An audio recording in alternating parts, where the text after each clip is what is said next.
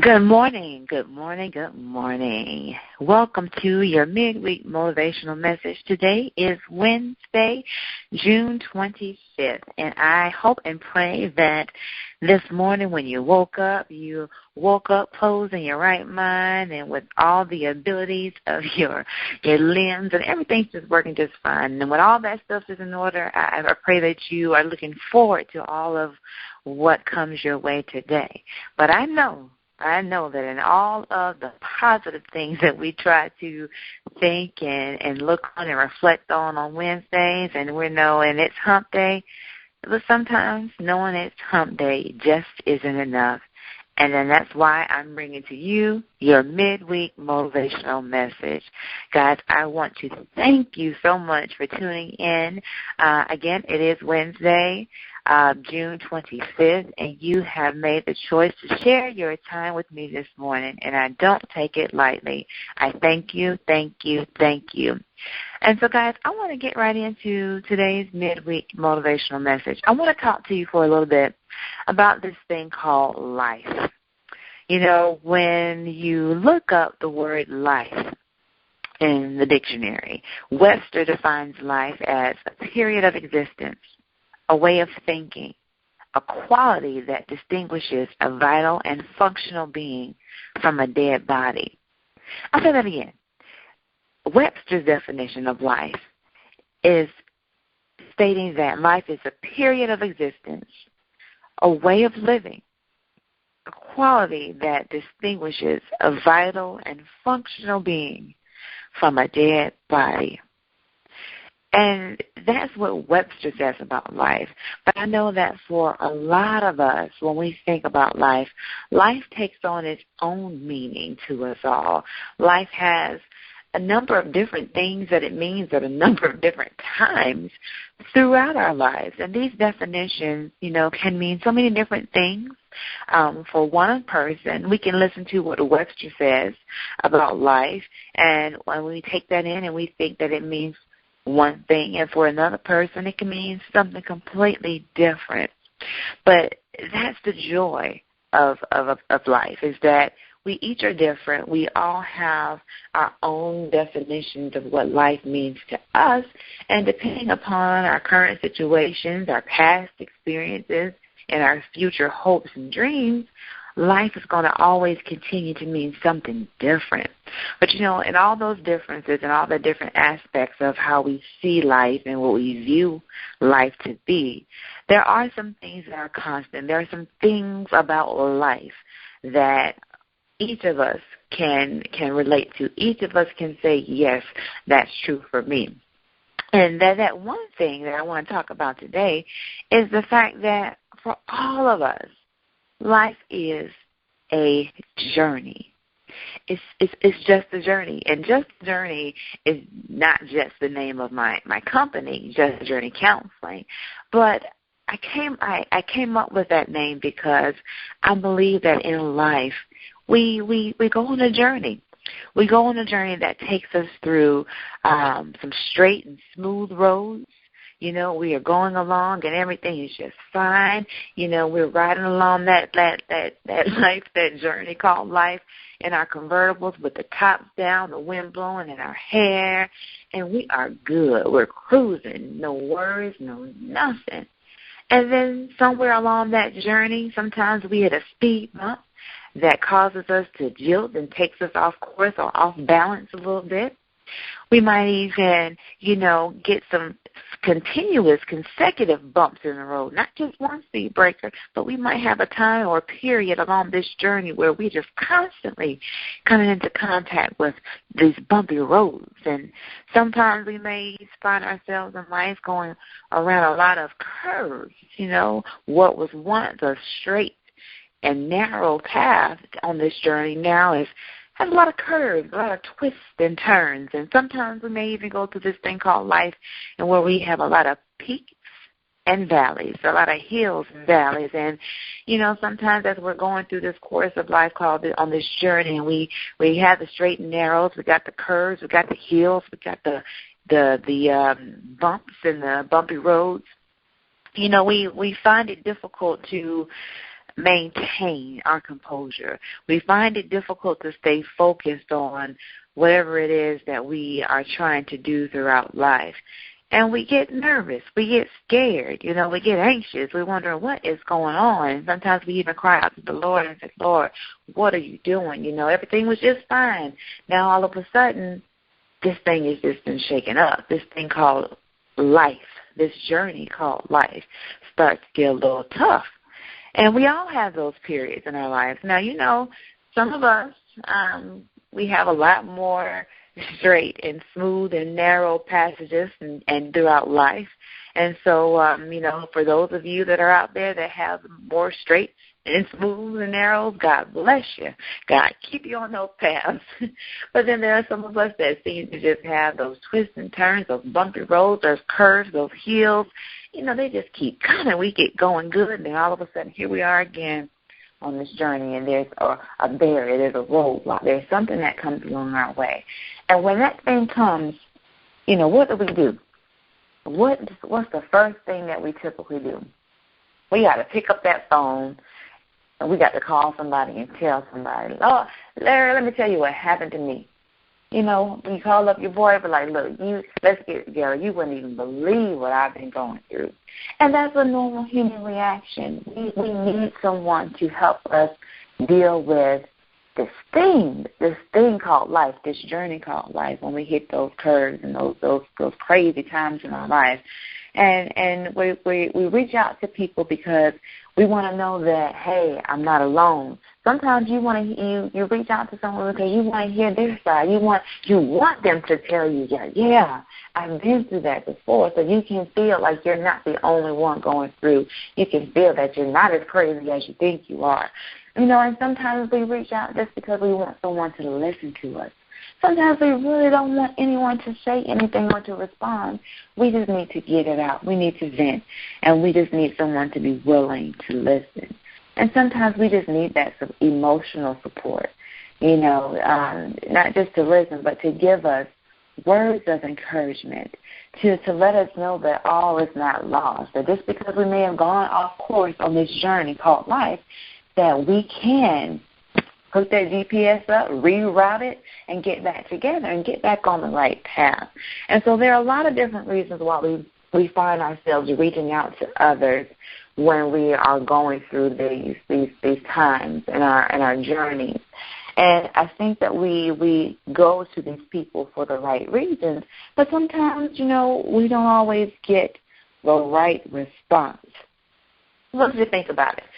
Has there ever been a time when you were on your journey, you fell off course, you got stuck in the ditch, or you hit the bumpy roads and you got a flat tire, or you got stuck in a valley, and you reached out to someone to help get you out of that situation, to help support you and encourage you and inspire you and lift you up.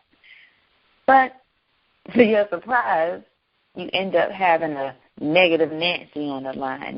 Everything that you said was, well, that's what happens when you do this, and when it happened to me, and so and so and so and so. Everything that comes out of their mouth is just negative. Even if they're trying to be positive, next minute, the next thing that comes out their mouth is negative. That's a negative Nancy. Or what about a Debbie Downer? You ever needed some encouragement and uplifting, and on the other line was a Debbie Downer? Maybe Debbie wasn't having a good day herself, and she couldn't get out of her own funk to help you, Or even worse, you ever tried to reach out to someone because you needed a hand, and you told them what you were trying to do, and you reached this roadblock along your journey to reach your dreams and your goals. And you know what? They were a dream stealer. They listened to you. They heard what you said. They told you you couldn't do it. It wasn't for you.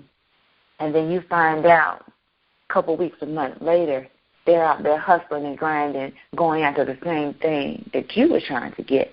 That's a dream stealer. Or even worse, what about a dream killer?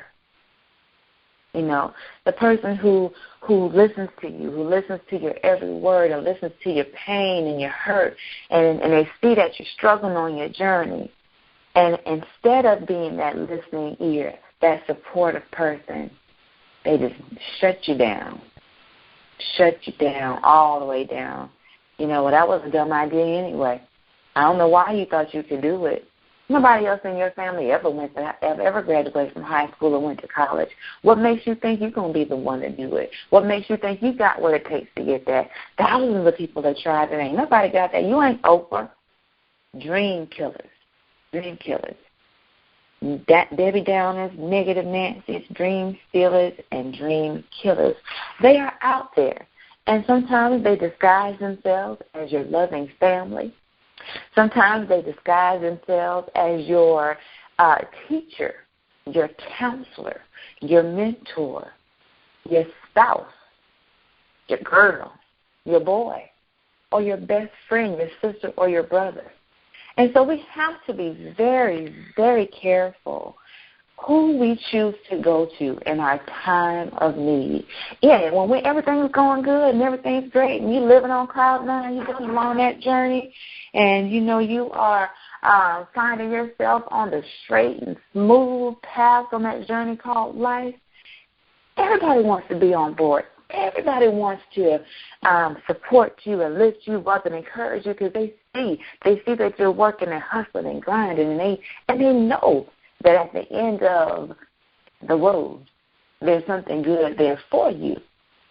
But when they see that you're struggling a little bit and you're getting a little off course and they know that you've hit those bumpy roads and you call on them for their encouragement, what happened? What happened to the bandwagon? What happened to all the supporters and all the people that were in your corner? They take off the disguises. We talked the other week about a wolf in sheep's clothing here on your midweek motivational message.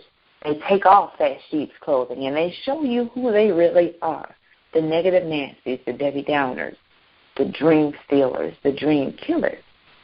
And so it's sad but true that we've got to really guard our hearts, guard our thoughts, guard our minds, and guard what we let come out of our mouth in regards to our dreams and our desires. And so, I've learned along the way. I've been working on building a company, building a brand, and being out there trying to help other people be the best that they can be now for a while. And I've learned along this journey of life, my life, it will be 35 years of life on tomorrow. And I've learned a few things along the way. I know some people say, 35, you're still a baby. You ain't lived no life. Oh, no, I have. I've lived some life. I have had some journeys on this path. And the reason why I came up with Just the Journey Counseling is because I've had to go through this journey called life myself. I've had to go through healing, peace, and recovery to get to the end. And along that journey, I've learned that everyone's not worthy of knowing your business. Everyone's not worthy of knowing what plans you have in store for you. Everyone's not worthy of knowing what God has placed in your heart as you work on getting to that place. Because everybody is not positive. We got those negative Nancy's, those Debbie Downers. We've got those dream stealers and those dream killers. So we've got to be very diligent about who we talk to. Now, don't get me wrong now.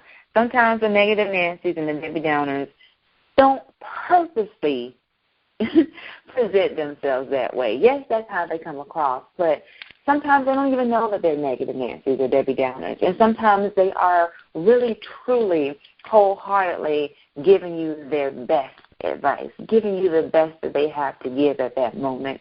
And they're doing so out of good intentions. And we as people, we have the power or the spirit of discernment.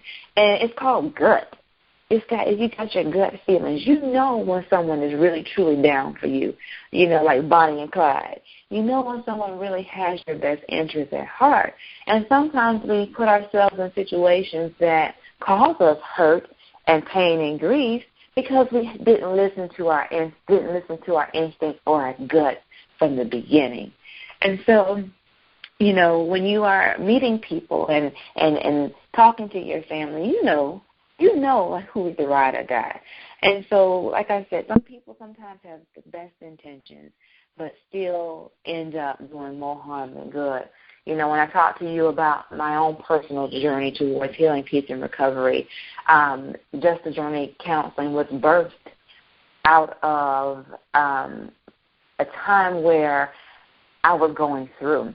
My husband and I, we lost our very first baby 11 years ago. I was about 7 months pregnant and found out that she had passed and had a stillbirth. And that was the worst time for me ever in my life. There were times when I thought I was going crazy. I thought I was going to lose my mind. I just could not figure out and understand what my purpose in life was anymore, how I was supposed to go on, and what life was going to be like for me now without this child that I was supposed to have and bring home from the hospital. And so in trying to maneuver through that, of course, people were concerned and people tried to express their love and support. But many times people said a lot of ignorant things that I know now that they meant no harm and that they were saying them from a place that was of good intent. But because they were ignorant, they had no idea as to what I really truly was going through because they never walked in my shoes. They never experienced it. They had no idea what that felt like. The things that they said were not the best things at that time for me. And so it's the same thing for you guys when you're going through those hills and valleys and curves and bumps in the road on your journey of life. You will run into people who have your best intention at heart. And so sometimes they just say those things because they're just ignorant. Ignorant is not a bad word. Ignorance means a lack of knowledge. So they just don't know, really truly what you're going through. They don't know how to relate to you in that time of what you need. So there's a difference between those people and then those who are just outright down and dirty, nasty, who are out to get you and out to hurt you. So like I said, you've got to be able to use your spirit of discernment to know who is who and what's what. And so there's an old gospel saying, that talks about the fact that sometimes in this thing called life, you've got to encourage yourself. Sometimes you can't look to mama. You can't look to daddy. You can't look to your best friend, your coworker, your husband, your wife, or whoever it is, or even the pastor, to encourage you. Sometimes you've got to reach down deep within yourself, find what God has already placed in you, use those tools, use that strength to encourage yourself to continue on this journey, to help lift you and motivate you from that point A to point B, to help get you to stop spinning your wheels in the mud. Sometimes you've got to encourage yourself over that hill, get out of the valley, come out of those twists and turns and get on the straight and narrow. And you can do it. And you may be wondering, all right, Nikhol, so this sounds great. And I hear you. I like what you're saying. I get it. It makes all sense. But when you're in the midst of the valley, it's something different. How are you supposed to encourage yourself when you can't even see your way through? You can't even see the light at the end of the tunnel. And I hear you, and I understand where you're coming from. If that's you listening to this call, and you're wondering, okay, I hear you, sounds good, but for real, what am I supposed to do? And so there's some things that I believe that you can do. And this is just my opinion, but like I said, I believe that we are all armed and equipped and birthed and living this life with what we need to help encourage us. And granted, now, sometimes when you go through certain things, you have to reach out and touch somebody's hand. And you need someone to help pull you up and lift you up. But, I do believe that there are, for the most of us, we are born with what's inside. We're resilient as it is. And we can pick ourselves up by our bootstraps.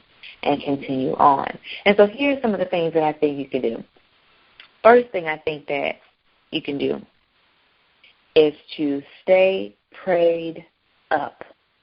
You know, a lot of times we don't go to God until we are in the midst of that valley, and we are so down deep in that valley that, like we said, you can't even think about seeing the light at the end of the tunnel. There's no hope. You are just down in despair. You may even be at rock bottom, and then you call upon the Lord for help, and you begin to pray. And not saying that it's too late at that time, because it's never too late. God works miracles every day, every minute, every second. But staying prayed up, being covered constantly, staying in the will of God, you know, can protect us from a lot of life's twists and turns, you know. And even if we find ourselves in the twists and turns, we're protected. And, you know, certain things won't come to us while we're going through this journey called life, because we're in the will of God. We stay prayed up. We're covered, and He's got us. And not only does He got us, but we understand and we know and we operate in faith, knowing that God's got us. So when we hit that curve, our attitude is a little different, you know. We might be riding with the top down, and we come across some bumps in the road, and it starts to storm and rain, even with the top down, because we've got faith and we're covered. We know that it doesn't matter. I press that up button, that top's going to come up, and I'm going to be good because God's got me covered. You know, so even in the midst of a storm, if you stay prayed up, you stay in the will of God, you walk by faith, you understand that no matter what you go through, God's got you, and you're going to be okay. And you can look within to encourage yourself, right? Second thing you can do is know that there is life. There's power in death in the tongue. And so what you speak out of your mouth becomes reality. If you speak ill thoughts on someone else, you know, or for someone else, you're putting negative energy out into the world, not only for them, but to come back to you. There's power of life and death in the tongue. And so if you got the power of death, then you've got the power of life. And it's in what you speak. And positive affirmations, speaking positivity over your life daily is so powerful. I talk a lot about, being the change that you want to see in The Secret, and the book The Secret, or the movie The Secret, and that the secret of the secret is just that. What you put out is what you get back.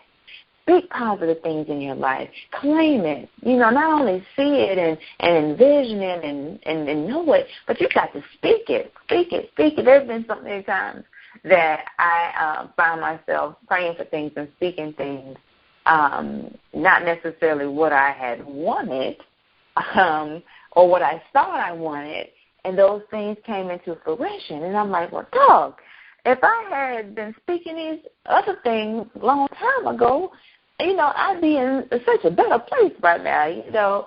And I'm giggling because I'm thinking about one instance in particular where I was asking God for, you know, a change. I needed Him to shake things up a bit. I wanted to have more money and just more. And I wasn't quite specific as to how I wanted to come about that. And we found ourselves expecting another baby, but in expecting another baby, that allowed me to stay home and change the direction of my career. And so it opened up some doors to not only continue to be home with my children, but to bring in some additional revenue. And so the answer to my prayer came, but it came in a different form than what I had originally thought. But that's because I spoke something differently in my life. And the children have been a blessing. But I think if I had spoke something completely different, you know, what that would have been like. And so speaking positive affirmations, power and death in our tongue. And we have the power to build up or tear down in what we speak. If you're not familiar with positive affirmations, there are lots of apps, there are lots of books, there are websites that you can go to find some positive affirmations, some things, some quotes, just something that you can stick on your car, stick on your mirror, stick in your notebook, stick on your phone, to help you as you go throughout life's journey, and you will recall these things when you need them most. And you don't even have to do all that searching. If you're a believer and you've got the Bible, you've got thousands of affirmations right there for you at your fingertips to help you through whatever life throws at you on your journey. So positive affirmations. And the third thing, which I've already kind of mentioned before, is to listen to your spirit of discernment. Listen to that God-given stuff that has been birthed within you from the time that you were born, that thing that God put in your gut that helps you to know where to go, what to do, who to do it with, what to say. And some people say it's the Holy Spirit that gives you that spirit of discernment that helps you and guides you along that path.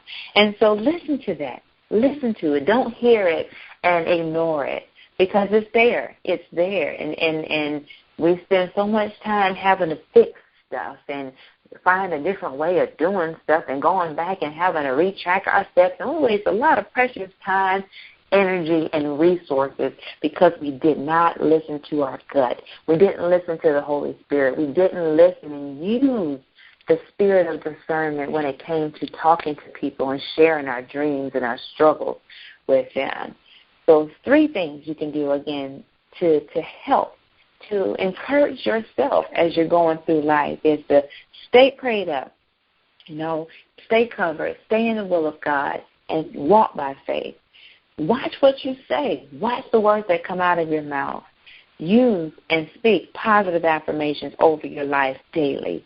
And listen to the spirit of discernment, the Holy Spirit, your gut, your instinct, the thing that's deep within you that will not steer you wrong, as long as you are in tune to yourself and in the will of God as far as what you need to do, who you need to do it with, and who you need to talk to and share your dreams with. Remember, beware and leery of negative Nancy's, Debbie Downers, dream stealers, and dream killers. Now, I don't mean I want you to go out there, and let me put this disclaimer out there. That does not mean that I want you to walk through life extra paranoid and wondering about everybody that you come into contact with and thinking that everybody's out to steal your joy. That is not what Nicole B. Jackson is telling you today. I'm not at all. Because we have to learn to trust people. And we have to have faith and know that everything's going to work out for our good. And when we do that, we're able to operate and know that, again, that everybody's not negative, everybody's not bad. But when you do those 3 things that I just said, stay prayed up, watch the words that come out of your mouth and speak positive affirmations, and listen to your spirit of discernment in the Holy Spirit, you will know.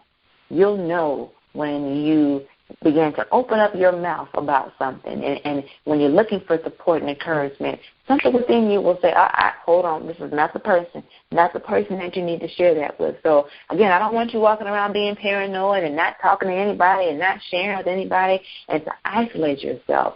I just want you to take the blinders off. Take the blinders off and see people for who they are and what they really, truly can do for you and what their true purpose is in your life. When we do our goal setting, we talk about the circle of influence, finding out who you spend the majority of your time with, what you spend the majority of your time doing, and where you spend the majority of your time. And if those 3 things, do not align with your purpose and your destiny and where you're going on your journey called life, then we need to make some changes. And that's basically all that I'm saying, is to be very, very cautious of those people that you look to for encouragement, and know that you have everything in you to encourage yourself. And if you've gotten through those 3 things, you're prayed up, and you're speaking positive thoughts and positive affirmations, and you're listening to your spirit of discernment and you need a little extra help, there's one other thing you can do, and that's tune in every Wednesday for your midweek motivational message to help get you over the hump, to encourage you, to support you, not only get you over the hump of Wednesday and hump day, but over whatever obstacles that you have daily in your life. And so I am here for you as well. And I hope that you understand and know that I am a person that is supportive of you and your dreams and all that God has called you to be and to do. And that at any time, if you need me, I am here for you. Guys, this has been a blessing to be here to share with you this morning, this message of encouraging yourself. Remember to stay prayed up, stay covered, stay in the will of God, walk by faith. Watch the words that come out of your mouth. Speak positive affirmations and listen to your spirit of discernment and the Holy Spirit as you move through this thing called life, this journey called life. And, just stay there. Keep the faith and know that your journey, life is just a journey, and your healing from whatever it is you're going through is just a journey away. Guys, join me here next Wednesday, same place, same time. And don't be stingy. If you like these calls, let me know. Let others know. We want to make sure that we are out there for you and for others to help encourage you, because sometimes knowing it's hump day just isn't enough. Until next time, have a great day. Enjoy the rest of your week and be blessed. I love you with the love of Christ. Take care. Bye-bye.